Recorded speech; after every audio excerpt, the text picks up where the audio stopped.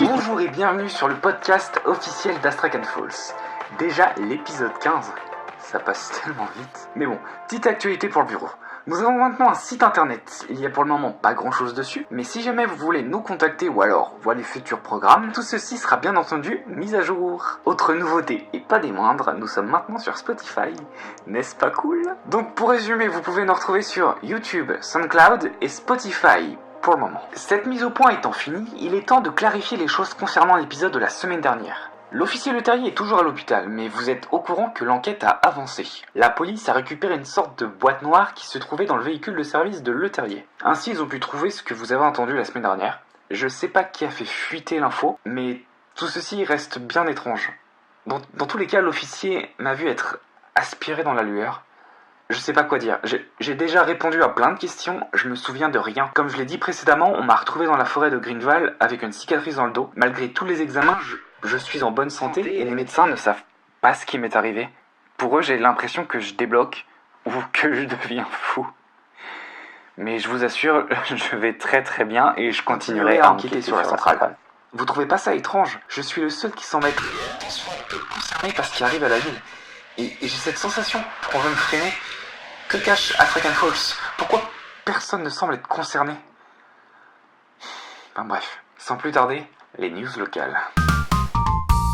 Une tempête de neige sera en prévision et devrait passer par-dessus chez nous dans les prochains jours. Alors n'ayez crainte, le centre de météorologie nous informe que ça devrait être une tempête modérée. Mais par souci de sécurité, nous vous le signalons, car nous sommes jamais assez prudents.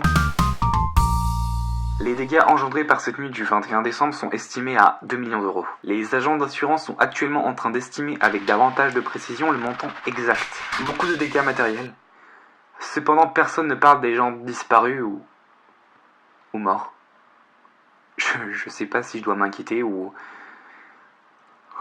Je sais que la ville attire pas mal de touristes avec les incidents. Les forces de l'ordre ainsi que les commerçants et la mairie entretiennent le mystère autour des événements d'Astrakhan Falls. Je sais aussi que ça fait marcher le commerce. Alors certes, mais qu'est-ce qui arrive à Astrakhan Falls? Cette ville si douce, si fragile, qui devient le trouble de personnes malveillantes. Est-ce que vous vous reconnaissez les Astrakhan? Qu'est-ce que vous pensez de tout ça? N'hésitez pas à partager votre ressenti. J'avoue que je ne sais même pas comment réagir face à tout ça. Je sais pas si Astrakhan Falls c'est toujours ma ville. Les gens semblent oublier leurs valeurs pour des choses qui n'ont aucun sens. C'est maintenant que Astrakhan Falls a besoin de nous. Désolé pour le coup de gueule, mais en ce moment il y a très peu d'activités, la ville stagne par les mêmes infos. Et pour être honnête, je sais même pas par où continuer. La centrale reste inaccessible car la police bloque toujours son accès. La lueur bleue est toujours dans le ciel et ça semble inquiéter personne. Une lumière bleue dans le ciel, je suis le seul à me sentir concerné. Henri Levresse est silencieux depuis son dernier communiqué. De plus, nous n'avons aucune nouvelle d'Andrea et de sa femme Marie. Tout le monde disparaît, ça n'inquiète personne. On m'invente une vie via des cassettes, mais voilà. Vous trouvez pas ça louche que seule ma cassette ait fonctionné et pas le reste? C'est pas faute d'avoir essayé, hein. Et avons-nous des nouvelles de Johan Derol, l'enfant disparu?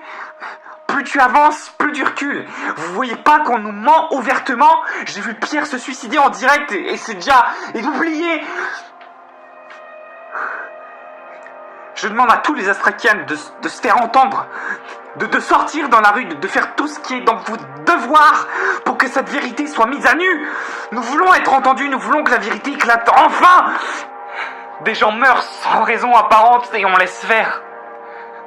On laisse faire. Pourquoi personne ne réagit? Pourquoi personne se sent concerné quand il s'agit de quelqu'un d'autre?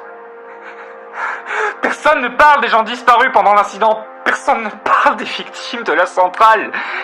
Et l'officier Leterrier qui est toujours à l'hôpital, son accident n'était-il vraiment un? J'ai un doute. Non, laisse-moi finir, Laura. Je sais que je dépasse les bornes, mais laisse-moi finir. Henri Levresse, je suis sûr que tu m'écoutes. Sache que tu auras beau me mettre tous les bâtons dans les roues, je me tiendrai face à toi. À chaque obstacle, je serai debout, à te regarder droit dans les yeux. Et j'aurai beau tomber, je me relèverai. Encore et encore. Ta chute vient de commencer et tu ne pourras jamais...